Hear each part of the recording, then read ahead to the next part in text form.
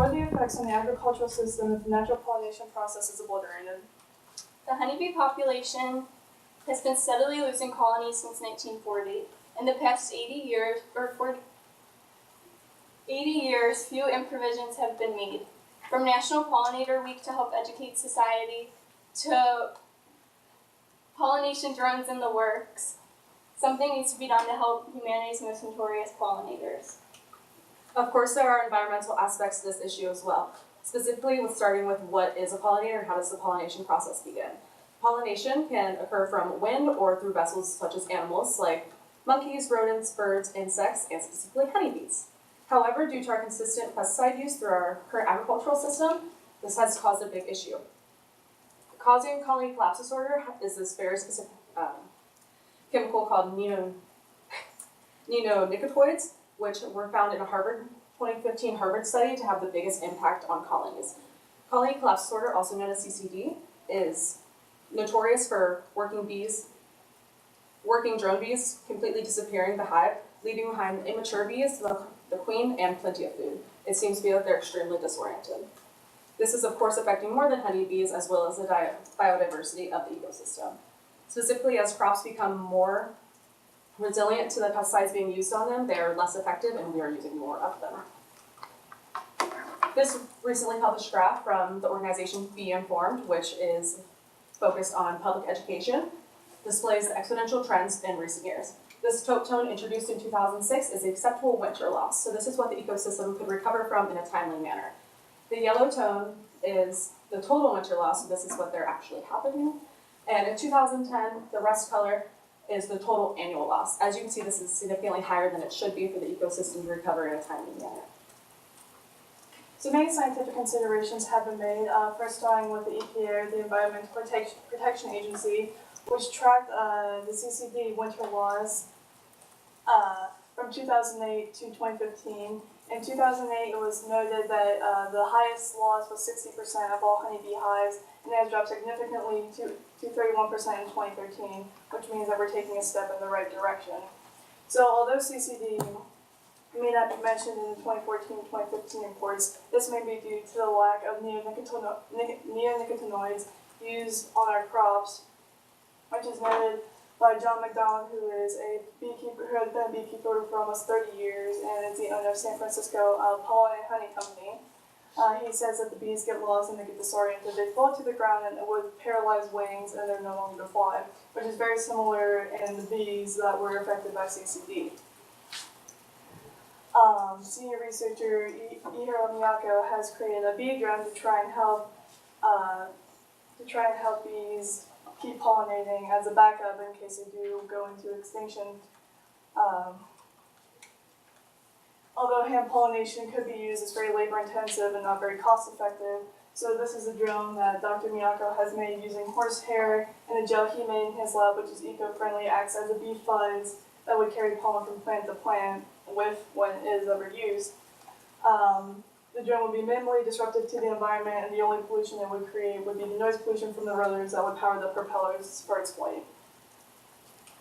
As Taylor mentioned previously, the loss in the honeybee colonies are increasing rapidly. DeAndre Blanchfield, who has written and did research on an encyclopedia about this topic, says that in 2016, a third of the U.S. honeybee colonies died. Doug Bolton, who got into interactive journalism at City University in London, also speaks about the decline in natural pollination. He talks about how the plants that livestock eat are typically pollinated by pollinators such as bees and birds, and that without them there will ultimately be a decline in meat production. These are both examples of the way that people can be out of jobs because without bees to create honey, beekeepers won't be able to sell it, and the decline in meat production will put many factory workers and farmers out of jobs. Pollinators also have a big impact on our ecosystem. Changing in the near future, plants that are pollinated are essential for providing shelter and nesting for many animal species. If there's not a place for animals to create a home, many of them will begin to die, and there will be no diversity in our ecosystem. Plants also host as a source of food for many animals, and if animals aren't getting the food they need, more will become endangered. This ultimately leads to affecting humans because that's where we get our main source of food is from animals. Lastly, humans are very dependent on pollinators for our diets. 1/3 of the mouthfuls of food we eat are dependent on pollinators. An article from Penn State College of Agricultural Science says that without pollinators, our diets will be severely limited and it will be more difficult to acquire the variety of vitamins and minerals we need to stay healthy. Without food, or without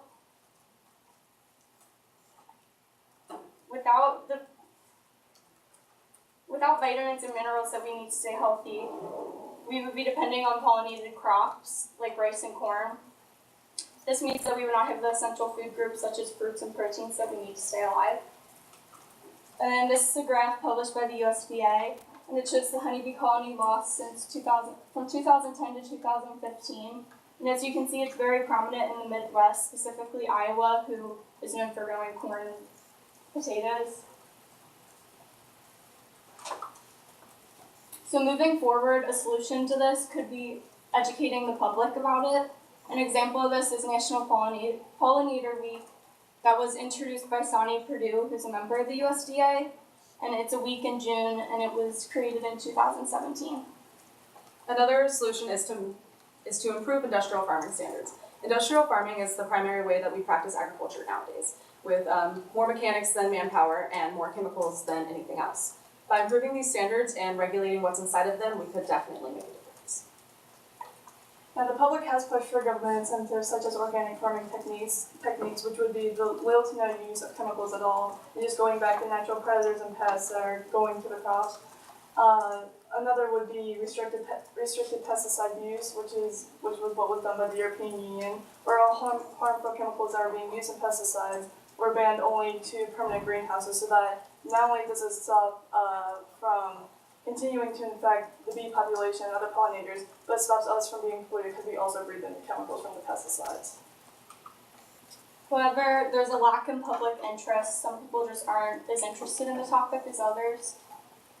Along with that, the minimal funding available, as previously stated, hand pollination won't be very cost effective, and it would be expense to continue to pay the different laborers who would be doing the hand pollination. And with time restraints, we don't have that much time to save the bees as they're further going into extinction, and to pass legislation may take weeks, months, and years, and we really don't have that time.